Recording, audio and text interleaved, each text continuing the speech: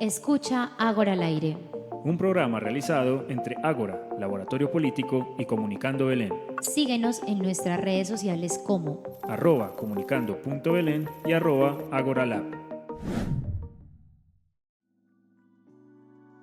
Bienvenidos a un nuevo episodio de Ágora al aire. Hoy nos encontramos con Nuri Gómez. Ella es una de las creadoras de Máximo Impacto, pero además es una profesional de la ciencia política, magíster en ciencias del comportamiento, en neurociencia, en comunicación política. Nuri es una de las personas más influyentes, digamos, como autoridad en temas de consultoría política en la ciudad de Medellín, por su dedicación, por su ética y sobre todo por su conocimiento. Nuri, qué honor, qué gusto y bienvenida a Agora al Aire. María Camila, no, a ti, muchas gracias por la invitación y a todas las personas que ven, escuchan y perciben este programa, pues encantadas de estar aquí. Muchísimas gracias, Nuri. Agora al Aire es una producción del medio comunitario digital Comunicando Belén y la Escuela de Educación Ciudadana Agora al Aire. Nuri, cuéntanos un poco de ti y de ese camino profesional que has ido tejiendo. ¿Por dónde empiezo? Bueno, hay una premisa que yo he tenido en la vida y es que uno solo tiene una vida y tiene el derecho a empezar todas las veces que sea necesario. Entonces, digamos, para llegar al tema del mundo de la política y de la vida de la política, tuve que pasar varios procesos de esos de volver a empezar, terminar algo y volver a empezar. Lo primero que yo soy fue enfermera.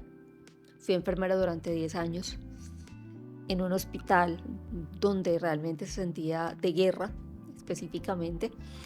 Y cuando estaba estudiando, cuando estaba trabajando, sentía que no había más allá de eso y que estaba desperdiciando algo de mi talento.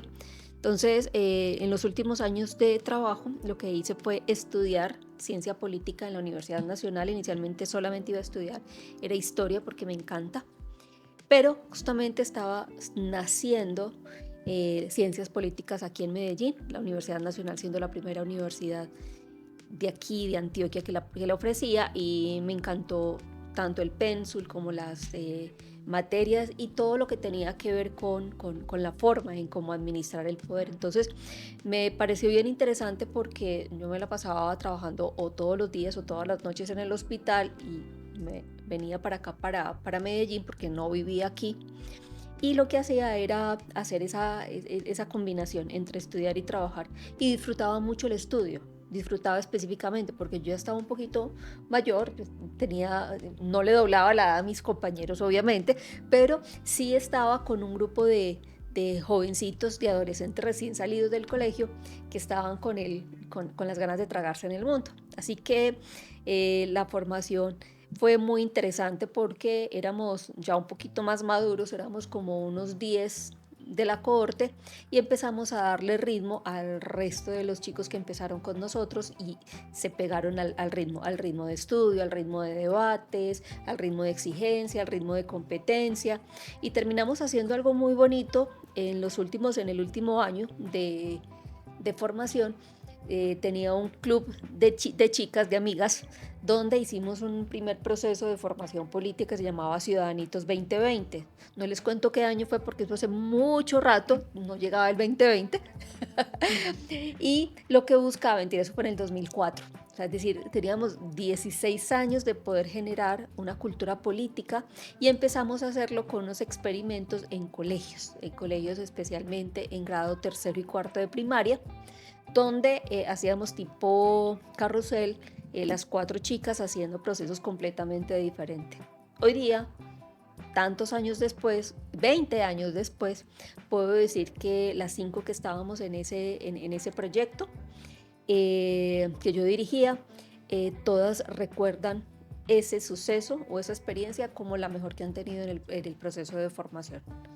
En el proceso de formación era simplemente un experimento político. Entonces, al terminar la ciencia política, yo siempre digo que la ciencia política es una disciplina, y como disciplina te da una manera de pensar muy diferente, es decir, te da una forma de comprender el mundo. Y eso obviamente a mí me cambió completamente el paradigma. Y a partir de ahí entonces necesitaba especializarme, me especialicé en comunicación política, de ahí empezó y desde ahí vengo trabajando mucho al lado de la consultoría de la comunicación política, pero a mí siempre me ha quedado una duda en toda mi vida y es ¿qué hace que nosotros los seres humanos votemos como votamos? O sea, ¿qué es lo que efectivamente, a pesar de que puedes decirte tú de, de centro y tener ideas muy de centro, pero al final en el día de la elección te vas para uno de los dos extremos? Es que es lo que lo hace, ¿cierto? Cuando el 90% o el 60% de los colombianos nos decimos de centro, ¿por qué nos llevamos a polarizarnos tanto en unas votaciones? Entonces desde ahí empecé a estudiar mis maestrías que justamente me llevaron a fundamentar que la decisión de la toma política es más inconsciente, pero es predeciblemente inconsciente. Entonces se puede trabajar frente a eso. Y eso es pues obviamente desde mi proceso de formación que tengo todo ese tema. Ese bagaje tan interesante. A mí hay algo que me llama mucho la atención y es que tú inicias a estudiar la carrera de ciencia política, digamos, finalizando las funciones de enfermera en un hospital de guerra. Me gusta ese énfasis porque la política en Colombia está atravesada por el conflicto armado. Digamos, atenderlo desde un sentido tan humano como es la enfermería y luego ir a la reflexión académica a la universidad desde una perspectiva de la ciencia política. ¿Cómo fue esa experiencia, ese tejido que pasaba en Nuri? Ay, no es tan romántico como lo estás queriendo presentar. En ese sentido es muy simpático porque yo quería era estudiar algo que efectivamente me hiciera nuevamente vibrar. Sí, ese era el sentido. Y yo lo digo siempre en broma, porque me dicen, ¿pero qué compagina la enfermería y la salud con el tema de la política? Y yo digo, no, es que simplemente quise cambiar de bando, ese es el todo. Pero tiene un sentido un poquito más profundo, y es que la enfermería me blindó, pero también me adjudicó una cantidad de habilidades y de capacidades de leer las emociones. Y no solamente las emociones políticas, sino todo tipo de emociones humanas. Entonces desde ahí aprendí eso. Entonces de la enfermería entendí cómo es que se manejan las emociones, ojalá tan bien como las mías propias, pero sí me permitió sobre todo aprender de las otras personas y lograr identificar que es justamente ahí, es donde llámese un candidato político, un líder social, una persona que está entrando al mundo del poder, porque no es el mundo político, es el mundo del poder finalmente, hace o genera la diferencia para que efectivamente sea escuchado. Entonces para mí digamos, el eje transversal sigue siendo la comunicación, solamente que cada vez es necesario encontrar herramientas, estrategias y razones para que esa comunicación sea más fácil, sea más persuasiva. Sí, algunos dicen, pero es que con eso puedes llegar al tema de la manipulación de la gente. Sí, también. Pero ¿cómo no poder, digamos, brindarle este tipo de conocimiento y este tipo de habilidades a personas que efectivamente tienen todo, o sea, tienen un buen corazón, tienen un buen plan, tienen un proyecto real que los lleva efectivamente a buscar ser parte del poder? Eso sí, y sin ni siquiera tener unas intenciones mezquinas, como muchas veces las hemos visto, sino que efectivamente van con una muy buena... con un buen énfasis y con una muy buena necesidad y con una buena intención de realmente hacer, no te puedo decir el bien, pero sí, por lo menos, levantar la voz por aquellos que no lo pueden hacer. Digamos que aquí en Medellín hay un caso muy particular y creo que es a la primera invitada que le vamos a tocar un tema coyuntural, pero en el campo del análisis y de tu conocimiento. Bueno. Y es que, digamos que El alcalde 2020-2023 es un hábil comunicador. Tiene unas destrezas comunicacionales y persuasivas muy desarrolladas. Y desde la parte, digamos, de la información, del manejo de redes, no aquí en Medellín, pero a nivel nacional, que ese personaje, con las condiciones éticas que tiene, que ya son ampliamente conocidas por la ciudad y que son muy dolorosas porque la huella y la herida que deja se va a extender por un periodo considerable. ¿Cómo identificar? ¿Cómo identificar a estos sujetos que es un peligro casi sociópata que tengan estos instrumentos, estas herramientas tan valiosas, que pueden ser, por ejemplo, también las de un docente, de una docente que logra transformar la vida de una persona, de un ciudadano que no conocía, digamos, una experiencia distinta y que gracias a las buenas habilidades de comunicación logra abrir ese mundo y elegir otro rumbo? O sea, tenemos la herramienta que es muy buena, pero tenemos un caso nefasto. Y cómo, o sea, cómo elegir esa esperanza, cómo identificar a los personajes que nos pueden brindar una esperanza. Mira, hay una cosa que es necesario entender, y es que las habilidades comunicativas son la mejor cualidad que puede tener uno, y también su peor verdugo. O sea, eso es totalmente cierto. Igual que la inteligencia. Total. ¿Cierto? Tanto la inteligencia es la mayor virtud, pero también puede ser el peor enemigo de una persona y de cualquier tipo de persona. Entonces, digamos que hay que entender varias cosas. Uno, primero, los seres humanos, los ciudadanos tradicionales, no conocemos y no consumimos lo político, ¿cierto? No consumimos lo político. ¿Por qué? Porque hay un imaginario de que la política es corrupta, de que la política no sirve, de que la política es mala, de que la política es solamente para ladrones. Entonces, cualquier joven, sobre todo joven o persona que dice tener ciertos comportamientos éticos y unos valores morales definidos frente al respeto, dicen, uy, no, yo no quiero nada de eso. ¿Ya? Entonces, el primer hecho de no querer los seres humanos estar untados del tema de lo político y de la política, ya es un escenario absolutamente viable para aquellos que sí lo quieran hacer. Empieza por ahí, ¿sí? Ese es lo primero. Entonces estamos hablando de personas buenas, con un comportamientos éticos y unos valores morales de respeto, de honestidad, que no se quieren ver contaminados con ese esquema de lo político, porque obviamente lo reputacional en lo político obviamente tiene, entre comillas, tiene cierta debilidad de tener. Entonces, desde ahí, encontrar eso es que nosotros los seres humanos, como no consumimos política, siempre lo que hacemos es consumir contenidos políticos de tipo escándalo. Entonces, eso es lo que estamos teniendo. Entonces, empieza por ahí. Entonces, el tema del escándalo. Entonces, al tener el escándalo, tenemos adicionalmente que nos confirma y empieza con lo que nosotros manejamos, con lo que llaman los sesgos emocionales y cognitivos.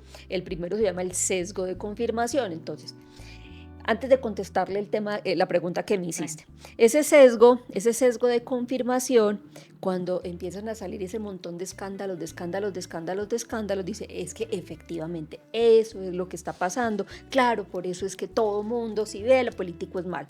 Es un sesgo de confirmación. Y eso hace que efectivamente el imaginario se mantenga, ¿sí? Lo primero. Lo segundo es que para entender la política necesitaríamos tener, hay tres posiciones teóricas de cómo se entiende el comportamiento político. Lo primero es la sociología política. La sociología política nos dice que todos nosotros los seres humanos nos comportamos políticamente como nos comportamos socialmente, ¿cierto? Así es. Y que somos similares a aquellos que se parezcan o que creamos que se parecen a nosotros.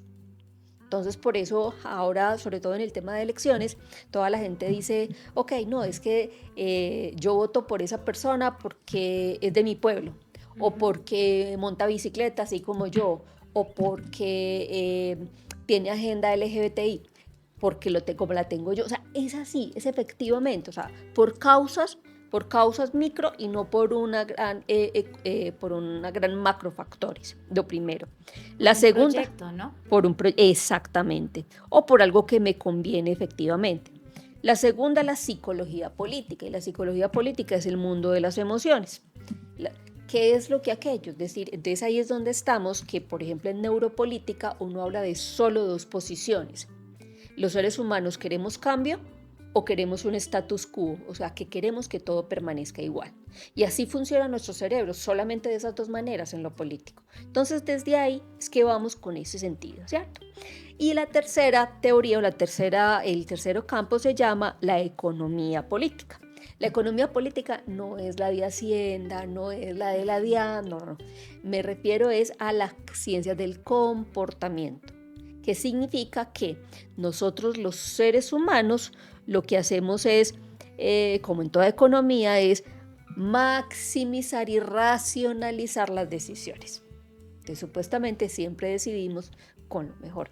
Pero estos tres campos de estudio no nos dice efectivamente por qué nosotros tomamos las decisiones y por qué efectivamente un personaje como el que tú acabaste de mencionar tuvo tanto éxito en una campaña como sigue teniendo éxito en unos contextos de mantener un imaginario cuando los resultados dan muestra de todo lo contrario. Entonces, primero, el hecho de que mantiene un tema de cambio, ¿cierto? Él mantiene un tema de que él es el cambio de algo, y cuando vino un tema de cambio. ¿Y en qué sentido eso? Porque cuando llega acá a Medellín, resulta que estábamos así como una especie de péndulo donde estábamos muy al lado, la ciudadanía estaba harta de ciertos esquemas políticos y sociales de la ciudad, y entonces nos vamos para el otro lado, ¿cierto? Hacia el otro lado.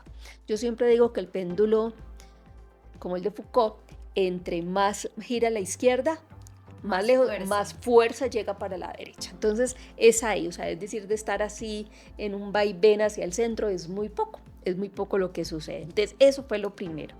Lo segundo es el tema de la narrativa. La narrativa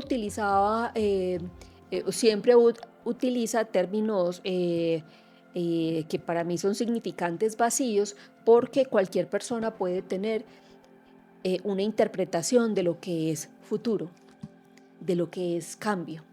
O sea, y acaba de pasar con nuestro gobierno actual. Se repite muy fácil una frase, pero que no tiene un significante único, sino que cualquiera se interpreta lo que sea. Y lo tercero es que encontró un enemigo único. Y ese enemigo único fue la élite, el GEA, los empresarios, lo tradicional. Entonces es como asumir siempre la dicotomía de es que yo soy el bueno, ellos son los malos, y al contrario les funcionó bien. ¿Por qué? Porque lo que hace es, no solamente en campaña, sino en su gobierno, es satanizar aquello que ha sido siempre un proceso de acompañamiento y desarrollo de ciudad y de región, envolverlos sus enemigos. Entonces, estamos hablando de tres comportamientos, de tres variables que es necesario entender. La primera, si está hablando de una permanencia o de un cambio. Segundo, el tema de esa narrativa. Y el tercero, los enemigos únicos. ¿Por qué? Ese enemigo, ¿por qué está tan dispuesto hoy en día? Porque la política ya no es de conversación, sino de adversarios, es decir, lo que llamamos la política adversativa. Tú vales como político según el enemigo que tengas, según sea tu enemigo. Ese es el sentido. Y esto, digamos que fue una combinación muy interesante que le permitió llegar pero no significa, o sea, esto es perfecto para llegar, pero no funciona para gobernar. Entonces, he ahí el asunto que eso. ¿Y qué puede hacer la gente? Poder identificar si está generando cambio o continuidad. Segundo, qué quieren, o sea, qué está queriendo generar con la narrativa y si es una política adversativa o no. Igualito a como lo que está pasando en Argentina hoy, no solamente con Milei candidato, sino con Milei presidente. Totalmente. Aquí me surgen varias preguntas y una de ellas tiene que ver con el asunto, digamos, de la mentalidad del cambio por el cambio. No sabemos a qué cambio vamos, pero queremos cambiar. El asunto del enemigo, de ubicarse un enemigo, y viene una narrativa, y eso me recuerda como cuando uno está teniendo los primeros acercamientos con el mundo desde la adolescencia. Entonces uno cambio, entonces ya no quiero seguir las reglas de mi casa, ya no quiero verme como mis papás me quieren ver, ya no quiero seguir la vida que mis papás me dicen que tengo que seguir. Yo tengo 13 años, no sé cuál es la vida, pero yo quiero cambiar de vida. El enemigo, entonces se vuelven las reglas, se vuelve como el statu quo de la casa, pero entonces yo no me fijo que son mis papás los que me pagan el colegio, que son los que no, o sea, es el enemigo porque es que no sigue mis reglas. Y tercero, viene esa narrativa, entonces es el yo. Uno cuando es adolescente, uno es la víctima, sobre uno caen todos los pesares, y digamos que es muy similar a los personajes que hoy tenemos en ese espectro. ¿Cómo funciona esa dinámica social ciudadana? Bueno, hay una cosa que, ya que mencionaste el tema de la adolescencia, resulta que nosotros los seres humanos nos dicen, no, usted es adolescente hasta los 18 años, de ahí es un adulto, o menos de los 18 años. Resulta que el cerebro, la formación estructural y de procesamientos reales del cerebro solamente se consideran finalizados y maduros después de los 25 años. Okay. O sea, es decir, hasta los 25 años somos adolescentes, así, tal cual. ¿Cierto? ¿Y esa adolescencia qué significa? Significa, primero, que hay un banquete, un cóctel de hormonas que hace que reaccionemos de una manera más exagerada. No es malo reaccionar así, sino que es la cantidad de hormonas, o sea, ese cóctel, eso es una borrachera tremenda que nos pegamos con eso, pero es que efectivamente nos lleva a sentir todo, que nos duele más duro, nos frustramos más fácil, nos duele todo, o sea, realmente es verdad que se siente así, no es capricho, no es drama, es de verdad. Es una experiencia real, fisiológica. Sí, además. es total, ¿cierto? Pero adicionalmente de eso, resulta que yo siempre hago entonces el hecho de tener eso y tener que las votaciones nuestras son, empezamos a los 18 años a votar y efectivamente las votaciones los que más se movilizan para hacer campañas o hacer política o todo eso son los menores de 25 años, pero son los que menos aportan en las urnas. Es decir, solamente el 12% de menores de 25 años van a las urnas.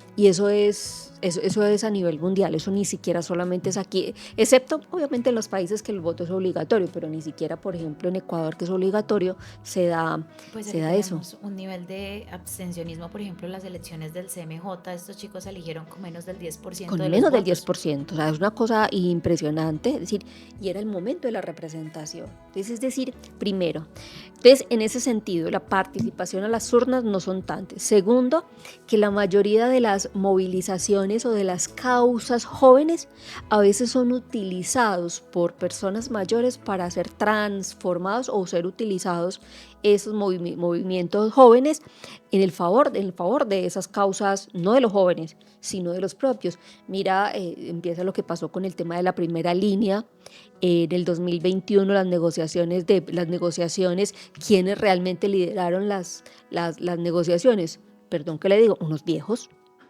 Unos viejos, o sea, ¿cuáles jóvenes estuvieron ahí? Ninguno. Entonces se usan para eso, se usa esa movilización para ser usados.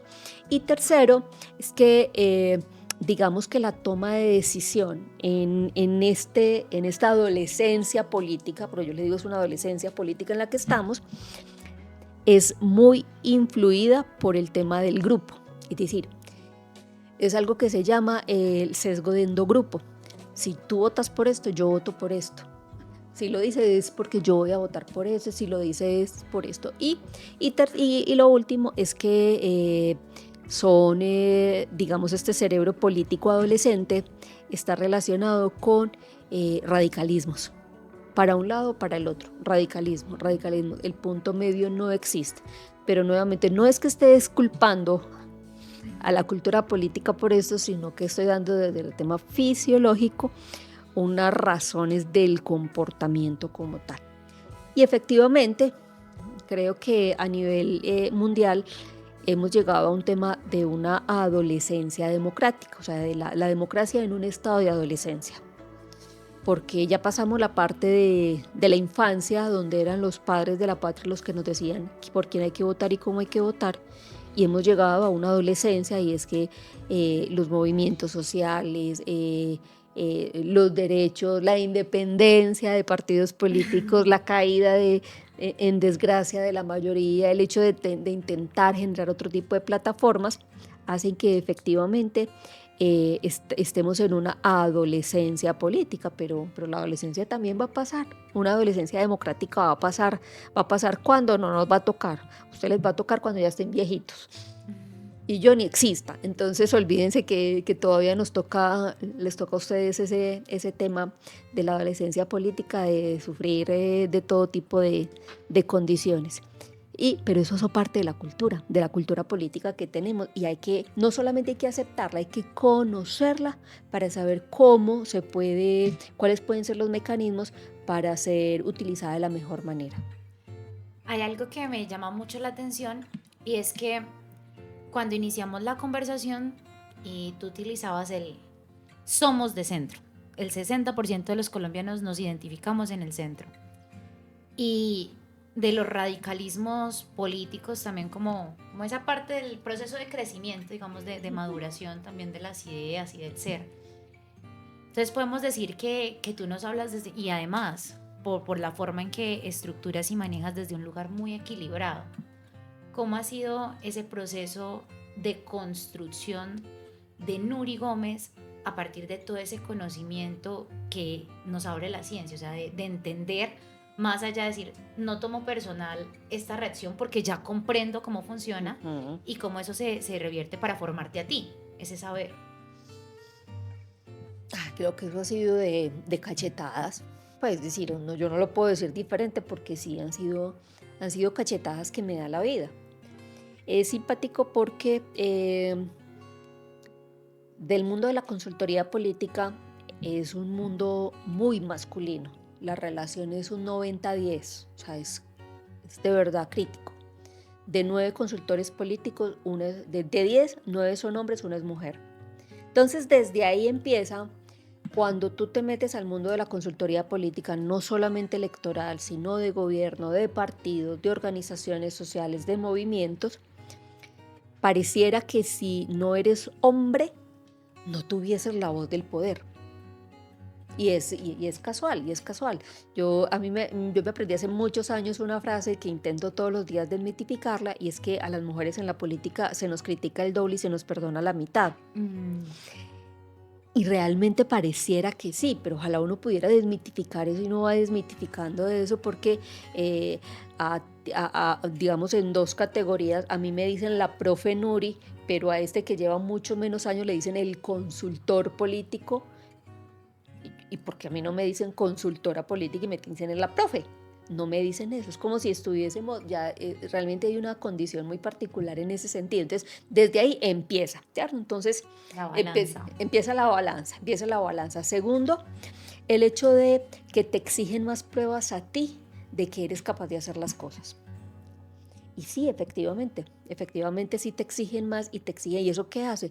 Que te exijas a ti mismo no solamente a estudiar más, obviamente, sino a rodearte de las personas que realmente con las que puedes trabajar de una mejor manera, ¿sí?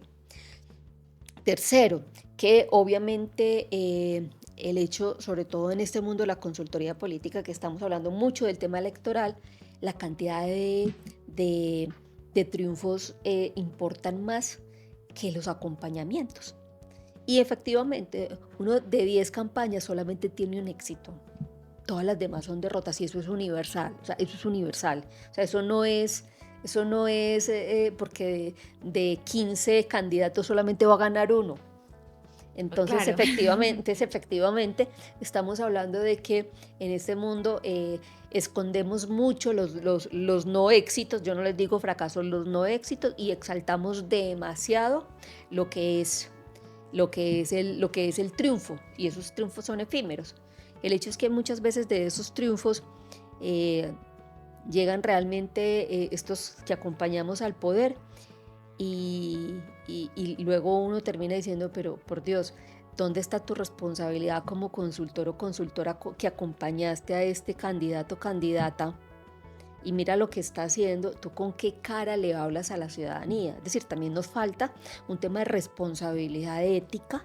Claro. Y política, bueno, no política, pero sí ética de estos acompañamientos. Entonces, yo me he venido formando no solamente desde el mundo, no solamente en el mundo de la academia, donde he sido docente, he hecho investigaciones, trabajo mucho con ellos y hago procesos de formación, sino también desde el mundo de la experiencia, o sea, en el mundo real. Entonces, tener la combinación de ambos mundos es absolutamente indispensable.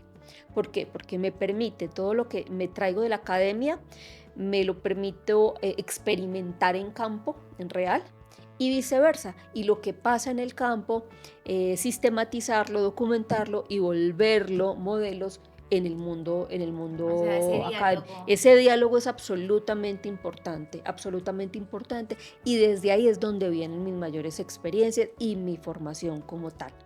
Obviamente, el trabajar con mucha gente que uno le ve el brillo en los ojos y uno dice, pucha, este es un alma muy buena para la política. También es importante reconocerlo y uno dice, de verdad, usted quiere estar con eso, entiende que usted va a estar en una línea muy, muy delgada entre aquello que pueda hacer entre irte para un lado y irte por el otro. O sea, tienes que saber que vas a tener que conversar con Dios y con el diablo, ¿sí? Para poder tomar decisiones. Para tomar decisiones y tomar decisiones de una manera Acertada. no puedo decir que acertada, por lo menos responsable. Responsable. Me gusta. De una manera responsable y que genere menos peso en la conciencia. Bueno, si es que algunos lo tienen. Si es que algunos tienen conciencia. Nuri, tú hablabas que cuando entras a la facultad a estudiar ciencia política, cambia un paradigma, cambia una perspectiva. Uh-huh. ¿Qué es ese cambio que ocurre? ¿Cuál es el mundo que ves desde ese lugar de la política? Listo, o sea, todas las ciencias sociales son disciplinas y como disciplinas te dan una forma de entender el mundo.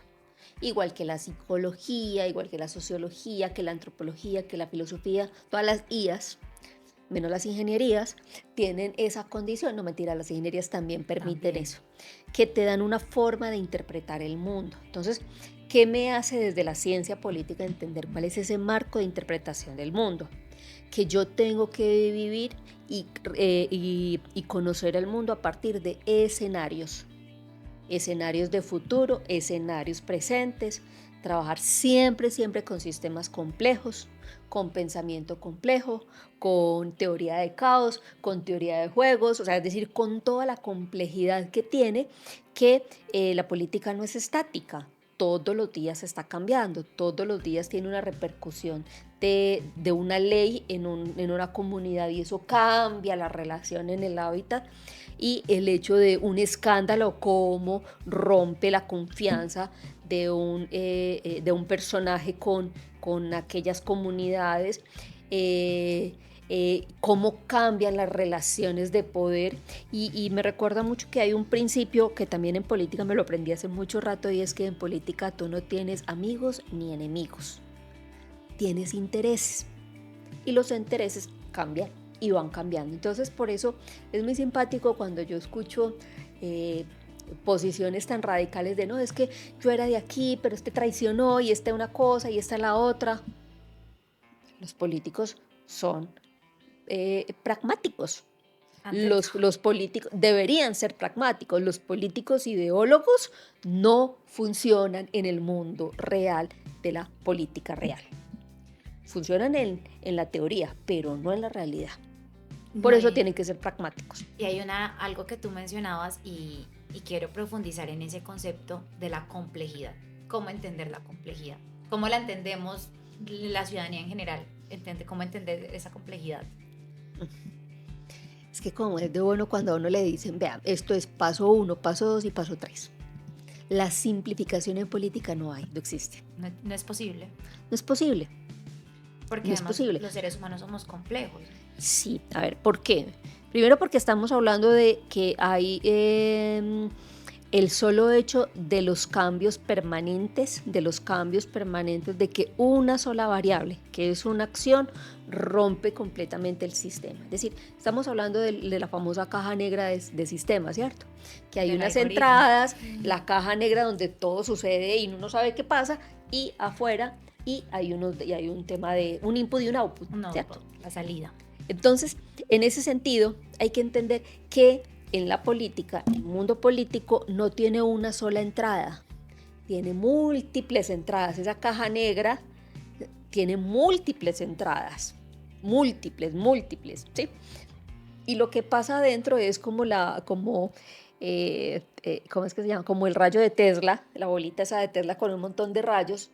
Imagínensela así, sí. Es decir, cada variable que entra empieza y genera un montón de sinapsis, de un montón de procesos que hace que lo que salga sea a veces absolutamente indeterminado. Es decir, eso que pasa en esa caja negra a veces es imposible de predecir, ¿listo? Y de anticipar. Entonces, ¿qué hacemos? Pero te digo que nosotros trabajamos es con escenarios. Pasan estas, pueden que entren estas variables, puede que no, pero puede que salga esto, puede que salga esto y puede que salga esto. ¿Cuál es, digamos, la validez de esa herramienta para nosotros, que es el diseño de futuros, de escenarios de futuro? Y es que lo que nos atrevemos a hacer es a decir cómo actuar según cada uno de esos escenarios, que es muy propio de la geopolítica. O sea, cómo se actúa frente si pasa esto, o sea, si A más B es igual a C, habría que hacer esto. Si A más C es igual a D, hay que hacer esto. Si B más D es igual a E, ¿qué hay que hacer? O sea, es eso lo que nosotros hacemos. Y efectivamente,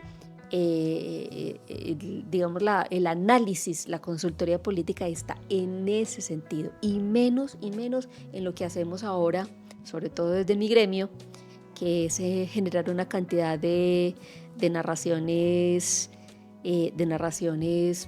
en contra para acabar con la reputación de unos u otros. Ese es el sentido. Hay algo que me parece interesante, porque además lo hemos tocado durante la conversación, y es lo que pasa en el estallido social.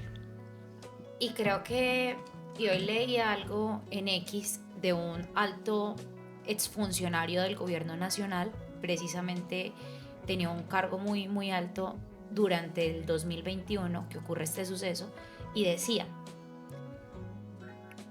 de extremar lo que pasó en el 2021 y negar que fue una situación de caos, o sea, que no hubo una sola variable, que sí hubo manipulación, subieron intereses que entraron y luego se volvieron predominantes, pero el estallido como tal, y yo retomo una frase, la cubeta de huevos a 1800. O sea, la cubeta de huevos a 1800, y pasa una cosa gigante que hoy estamos viendo la cantidad de salidas que se convirtieron en electorales, de gobierno, inclusive en una nueva visión de Estado y toda la cosa. ¿Cómo, digamos, esa conjetura de complejidades, qué lecturas o cuáles son esos outputs, ese futuro que hoy estamos vivenciando, y cómo se están juntando ahora otra vez esas vertientes respecto a lo que vendrá en 2 años, por ejemplo, que son nuevamente elecciones de gobierno nacional. Mira, hay una cosa que hay que entender y es que una campaña electoral no inicia 3 meses antes como el ciudadano común y corriente lo tiene. Inicia años antes, 8, 10, 4, 5 años. Desde el punto de vista de teoría electoral, el estallido social es una estrategia, fue una estrategia que lo que hizo fue, digamos, anticipar la preferencia de un candidato en ciertos escenarios, ¿cierto? Eso fue lo que pasó. Y es algo que llamamos campaña permanente. Cuando nosotros hablamos de las campañas permanentes, siempre hablamos de cómo hacer que efectivamente la estrategia que se requieren para que en esos escenarios que uno se plantea se den los resultados A, B y C. ¿Sí? En ese sentido hay una estrategia de guerra que se llama la implosión controlada. El estallido social hace parte de esa implosión controlada. ¿Sí? ¿En qué sentido? Desde cómo se empieza a generar ciertas, digamos, no solamente comentarios, sino fuerzas, apoyos, más visibilidad a ciertas personas. Hay hechos que efectivamente Prueban. no es que prueben, sino que efectivamente terminan en el resultado de lo que pasó, de cómo obviamente las manifestaciones empiezan a ser más violentas. Nuevamente, no es porque pensaban y quisieran que fueran violentas, ni si hubieran programados para sí, no. Recuerden que ya dijimos del cerebro político que es adolescente. Entonces, ahí el asunto, que lo que pasó es que se utilizaron todas esas variables para los jóvenes que hicieron que efectivamente reaccionaran de la manera en que reaccionaran, ¿cierto?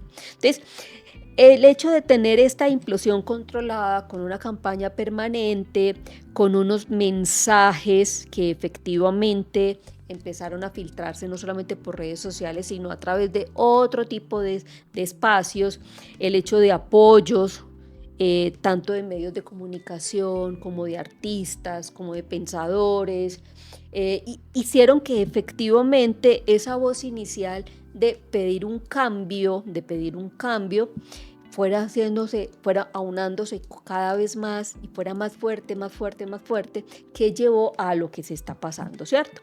Entonces, en ese sentido, digamos que hubo una narrativa. Esa narrativa tuvo unos protagonistas, que tuvo unos hitos, o sea, el tema del estallido social, de lo que pasó en Cali, de todo, son hitos, así como la primavera árabe, fueron hitos que se convirtieron en un símbolo de lo que significa ese proceso que se estaba reclamando, que era el tema del cambio. Entonces, esa narrativa empezó a fundamentarse en ese hito. Y adicionalmente, eso llevó a generar presiones frente al gobierno nacional, que no supo responder de una manera, ahí sí, acertada a esas situaciones, y fue que llevó un descontento y empezó a contagiarse el descontento. Y ahí va otro sesgo muy importante que tenemos todos nosotros, y se llama el sesgo del presente. Ay, sí. Entonces nosotros, los seres humanos, solamente vemos lo que tenemos aquí, ahora. Y hay que recordar que en ese momento teníamos locales cerrados, una economía casi que destrozada, estábamos encerrados en la casa con una serie de problemas, claro, de todo tipo. Claro, y obviamente veníamos del tema del COVID, del encierro, de todo eso, de la pandemia, pero efectivamente digamos que yo no estoy tomando porque el COVID no tuvo tanto, o sea, la Tanta pandemia, incidencia. tanta incidencia real en eso, como este hito, como tal, el tema de lo que pasó con el estallido social y que fue en todas partes. Total. El tema de la movilización de jóvenes de una manera creativa, de una manera artística, de una manera hasta holgoriosa y no de protesta como tradicionalmente los universitarios han salido a protestar, sino que lo hicieron de una manera alegre, bandas musicales, grupos artísticos. Entonces se veía un cierto fenómeno como hubo en el 90 previo a la constituyente. La constituyente también, la constituyente del 90, para antes de la constitución, tuvo algo similar, pero fue un proceso muy pensado. Entonces hubo algo similar, no estallido social, pero sí un cansancio social en ese sentido, un agotamiento como tal. Entonces desde ahí, el hecho de que esté generando esto, el hecho de que empiecen a generarse por otro lado, de cómo voy disminuyendo la capacidad de visibilidad y la reputación de actores políticos, lo que le pasó a Fajardo, lo que le pasó a Oluno, lo que le pasó a todos los que les pasó, que en cierto sentido se sintieron menoscabados su reputación desde los medios de comunicación. La portada de Revista Semana con el declive de Fajardo, obviamente eso hizo que efectivamente hubiese una construcción y un anclaje de un imaginario de país de que solamente habían dos opciones, derecha o izquierda. Eso era lo que había, no había más. Y ya ni siquiera es derecha e izquierda, ultraderecha y ultraizquierda. Y los extremistas izquierdas. Estamos en ese péndulo, ¿no? Ajá. Desde ahí hubo esa nueva, no solamente esa narrativa, sino que hubo ese anclaje. Es decir, al ciudadano colombiano solamente le dejaron esto. Y efectivamente es lo que se está viendo ahora nuevamente. Ya estamos en campaña, seguimos siempre, todo este gobierno ha sido campaña permanente. No se está pensando en el país, en el gobierno del país, se está pensando en mantener el poder en el gobierno. Y por eso es que se habla de enemigos, porque es parte de la narrativa de una implosión controlada. Sí. Se habla de un posible golpe blando, que ya se ha hablado muchas veces, y eso es parte de las narrativas de unas implosiones controladas políticas. Se hablan de que todo se vale de que todo fue culpa de los gobiernos anteriores, y eso hace parte de la implosión controlada. O sea, todo esto hace parte, si uno lo ve desde con un ojito un poquito más crítico, menos pasional, ojalá con la cabeza absolutamente fría, uno se da cuenta que son todos los indicios de que es una campaña política electoral permanente para mantener ciertas condiciones. ¿Eso qué hace? Que no sean unos, digamos, unas plazas de juego limpias para todos los actores, pero todo es válido, o sea, todo se vale. Una cosa es que sea legal. Legítimos si son legales, no. Yo lo dejo ahí porque no, a la duda porque hay muchas condiciones que no está normatizado en el país en este sentido. Y creo que ponderar la ética es un acto muy profundo, muy individual. Entonces ahí sí, o sea, hay una ética y todos tenemos conocimiento de ella, pero decir que quién la aplica, eso es una decisión enteramente personal. Entonces, por ejemplo, en lo jurídico, usted sabe que hay un tribunal de alguna línea que lo tiene que aplicar, pero usted, ¿quién es el tribunal de la ética? No lo hay, tristemente. Yo tengo digamos, una definición un poquito más sencilla de la diferencia entre ética y moral, porque efectivamente uno dice, no, es que es ético, eso no es ético, o eso no es moral. No. La ética está relacionada con con las actuaciones sociales, de lo que yo hago. Y mi moral o la moral son valores netamente personales. O sea, es decir, mi moral no me permite hacer ciertas cosas, ¿cierto? Jugar en ciertos terrenos. Y éticamente es lo que me tendrían que, digamos, juzgar en mis hechos. Esas son las sanciones, desde mi actuación ética, no desde mis principios morales. Claro. Ahí ven, o sea, entonces, ¿cuál es el llamado a la ciudadanía? ¿Cómo ¿Cómo nos hacemos responsables? Porque quiero que ese sea el mensaje también de Ágora. Y es que en una democracia lo fundamental es la categoría de ciudadano. O sea, saber que somos iguales políticamente, que las decisiones son nuestra responsabilidad porque en algún momento las votamos.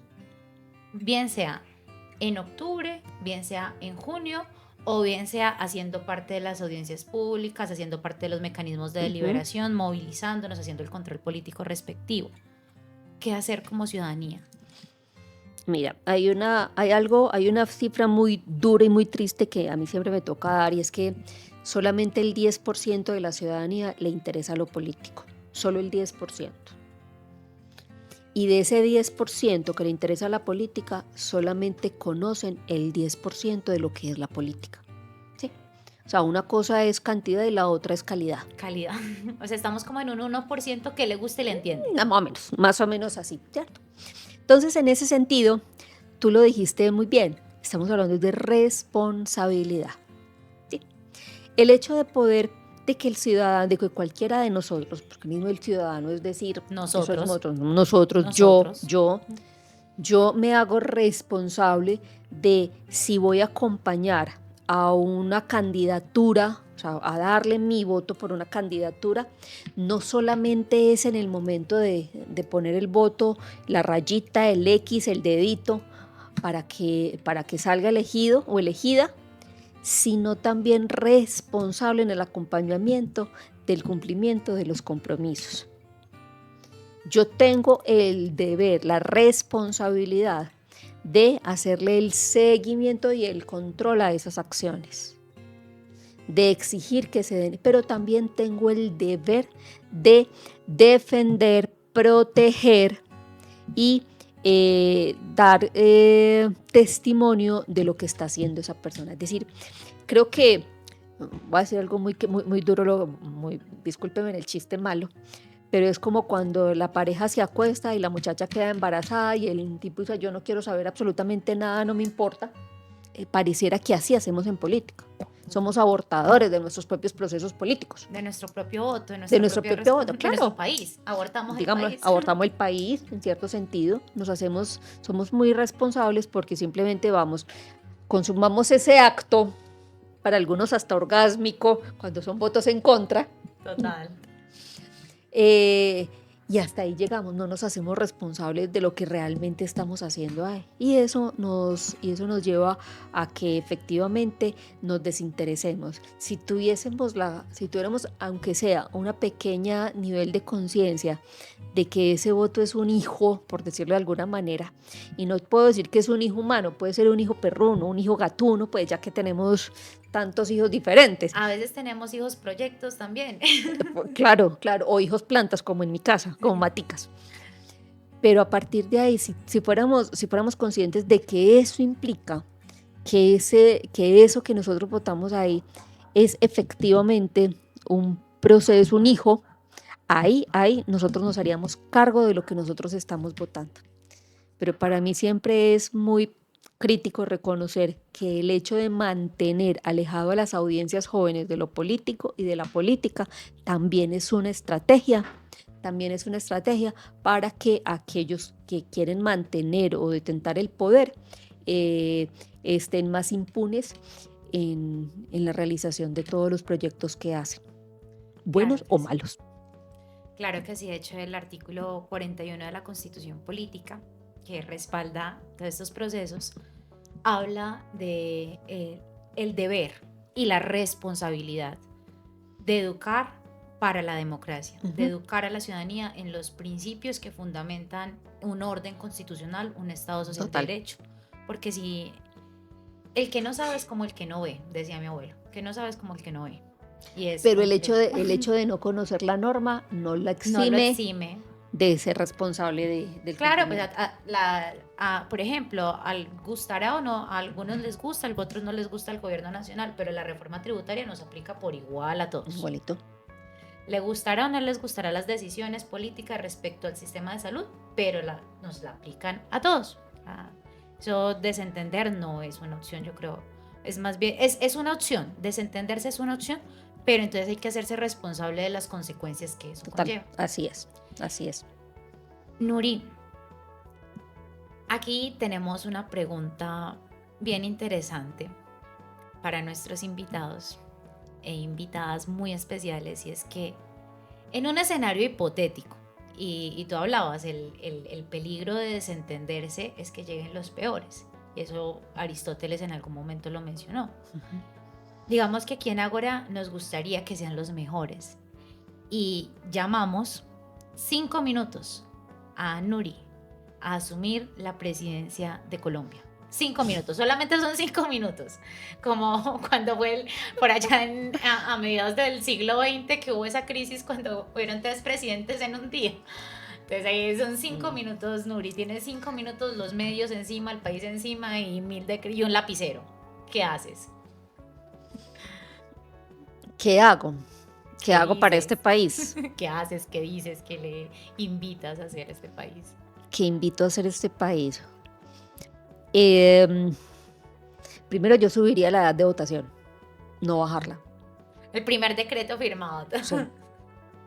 Solamente se votan los mayores de 28 años. Sí, voy a pasar a cuando estábamos todavía en república, todavía éramos muy por allá, pero el hecho es, listo, ¿qué tan maduros somos para votar? ¿Cierto? Vamos a poner así simplemente radical, así en ese sentido.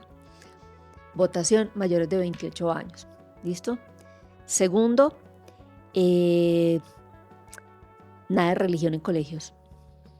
Cero. Cero religión. Cero religión. Porque el tema de los credos son, digamos, son unos dogmas, no unos principios. Y los dogmas a veces son más castrantes que efectivamente que realmente tengan bien. Tercero, un poco de libertad de empresa. O sea, es decir, creo que el gobierno en este momento, es decir, el hecho de tener controlado por todos los lados a los empresarios es dañino. O sea, es el socio más capitalista y más chupasangre de todos los países del gobierno actual. A los empresarios se les saca no solamente el 35% de renta, se les saca el 19% de IVA, el 11% de retención en la fuente, el 4 por mil, el 0.7 de ICA, el punto no sé qué. Es decir, prácticamente estamos llegando a tener un 45% de pagarle al gobierno, y el gobierno no hace nada, pues es decir, no es tan humano con los empresarios. Y no estoy hablando de los grandes empresarios, estoy hablando de los micros y medianos, de los micros y pequeños empresas, que son prácticamente el 90% del país. Y finalmente, lo último que haría es decir, entonces cambiaría ciertas reglas para el tema del empresario, motivaría la inversión extranjera, le apuntaría muchísimo a la tecnología, a la investigación. Y en el tema del campo social sí considero que es necesario no el subsidio, porque no es un tema de subsidios, es un tema de generar condiciones mínimas de oportunidades para las personas. Es decir, el tema del estudio gratuito para los jóvenes en las universidades y para todos tiene que tener un nivel de compensación por parte del joven. Es decir, ¿cómo le va a pagar esos 30 millones de pesos, digámoslo así, que le va a valer su estudio en la universidad posterior? O sea, ¿cómo se lo va a revertir? Y no son con las prácticas universitarias como se tienen, no, hay que ver otro mecanismo. Y no estoy hablando de una compensación económica, pero sí se necesita, es decir, responsabilidad. Un tema de responsabilidad. Es decir, el hecho de gratuidad no significa que no seas responsable por eso. Hay un libro que para mí es muy importante y quisiera recomendárselo a todos porque eso también me cambió el entendimiento sobre el tema de las leyes, y se llama El miedo a la libertad, de Erich Fromm, del psicólogo. El hecho de que nosotros los seres humanos cedemos todos nuestros derechos simplemente por querer un poquito más de libertad, pero eso significa un montón de sujeción estamos sujetos a otra cantidad de normas. Entonces, el hecho de que entre el Estado te da más, estás más endeudado con el gobierno de lo que realmente no es porque te lo merezcas, estás más endeudado. Si eso se viera como una especie de gota a gota, yo creo que sería mucho Peor. mucho peor, sí. Es decir, que se viera que es que lo que te dan de estudio gratuito se está convirtiendo en que tú le estás debiendo 30 millones al gobierno. Si eso se lo tuvieras que pagar un gota a gota, ¿cómo sería? Es decir, es un poquito de cambiar el sentido de la responsabilidad de que lo que el Estado le da a las personas. E igual en el tema de salud, ¿sí? O sea, hay algunos que son derechos fundamentales, pero derechos fundamentales no significa que no tengamos responsabilidades fundamentales y deberes fundamentales en la responsabilidad con estos. Entonces ahí como mis puntos. Yo soy un poquito más normativa en esto, pero considero que la palabra es, para mí, seamos responsables. No podemos seguir siendo tan olímpicos de creer que todo lo que nos está dando el gobierno, o que nos puede dar, o que las promesas de lo que nos da el gobierno, simplemente es un regalo. No, no son regalos. Son deudas que nosotros acumulamos para el resto de la vida. Solamente que no tenemos una DIAN encima que nos esté cobrando. Cuando las cosas son gratis, el precio es uno, dicen por ahí, ¿no? El producto es uno. El producto es uno. Nuri, muchísimas gracias por este espacio, una conversación maravillosa. Creo que nos llevamos una cátedra de ciencia política y ciencias del comportamiento, entendiéndolo a grandes rasgos contigo. Te agradecemos aceptar esta invitación y bienvenida siempre a Ágora al Aire. No, a ustedes, espero no haber decepcionado la invitación ni las expectativas que tenías tú, y bueno, y que esto haya sido una conversación no solamente catártica para mí, sino para todos los que lo puedan escuchar. Muchísimas gracias. Somos Ágora, Laboratorio Político y el medio comunitario digital Comunicando Belén. Recuerda seguirnos en nuestras redes sociales como @comunicando.belén y @agoralab. Conéctate a nuestras transmisiones en vivo Todos los martes a las 7 de la noche en el Facebook Live de Comunicando Belén. y recuerda seguirnos en nuestro canal de Spotify como Ágora al Aire.